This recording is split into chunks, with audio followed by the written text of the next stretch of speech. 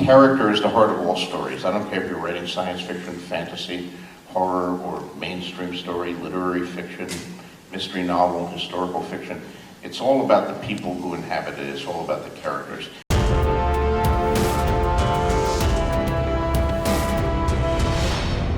With just 2 episodes left in this shortened season 2, I want to touch on some of the characters and a couple of other elements that we should have had more of this year. There have been some things we've seen way too much of, like Misery. I am. And then Damon's Vision Quest. Coming into the season, the big test for me was whether they would give proper time to Cregan Stark in Winterfell. It's important for the end game of the story. Unfortunately, they gave us nothing but a quick pit stop by Jace, and then Cregan disappeared. With all the grueling, repetitive scenes we've suffered through with Daemon and Rhaenyra, if they'd put some focus on the North instead, the story would have been stronger not only this season, but for the conclusion as well. Now he's just going to show up and suddenly be important without any build-up. And that's similar to Daeron, who hasn't even appeared yet. They're finally talking about him at least this season, so we know he's alive. He's stalwart. Clever. As adept with his loot as he is with his sword.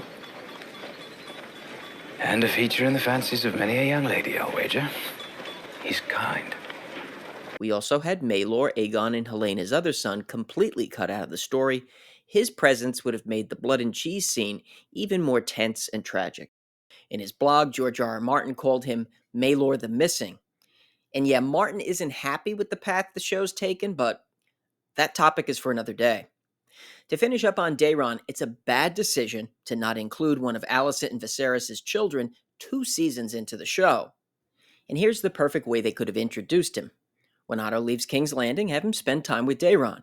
The show has also been lacking with the loss of Otto these past few episodes, so you take care of 2 characters at once, and then you have more of a connectivity to the narrative, and it's not like we're watching a stage play. I've spoken a bit this season on how underutilized Helena has been, and I think the casting for her was perfect. She brings out the quirky nature of the book character very well. They teased us in season 1 about her visions and dreams, but they never expanded on it. They haven't even given her a character to converse with so we can understand her more. She was suddenly thrust into the blood and cheese scene with no development. And since then, she just shows up here and there without them giving us more. Was it worth the price?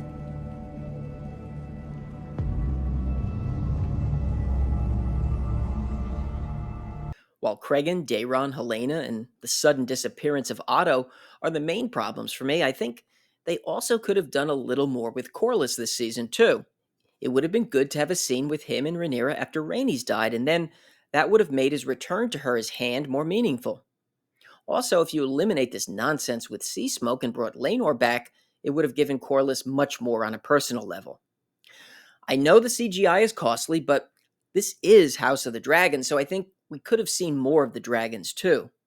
There was a lot of anticipation among readers of Martin's books about seeing the cannibal. We also have Grey Ghost, who lives on Dragonstone. And as of episode 6, we still haven't seen Vermithor again or Silverwing. For the latter 2, that should change in episode 7, but I think if the Dragon Seeds plot had started sooner, it would have given Rhaenyra something else to do rather than just complain, along with all the wasted scenes with Misery. Overall, though, the season also suffers because it just feels too small. Westeros is large, the factions involved are important, yet we only see Winterfell briefly. Jace's scene in the Twins was refreshing, but it moved by too quickly. In the last episode, we're reminded that the Lannister army still exists. It's all superficial while other plots are dragged out ad nauseum.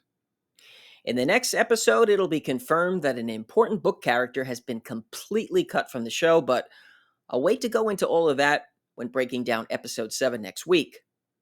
So what do you think? Is there anything I left out that you would have wanted to see more? Let me know down in the comments.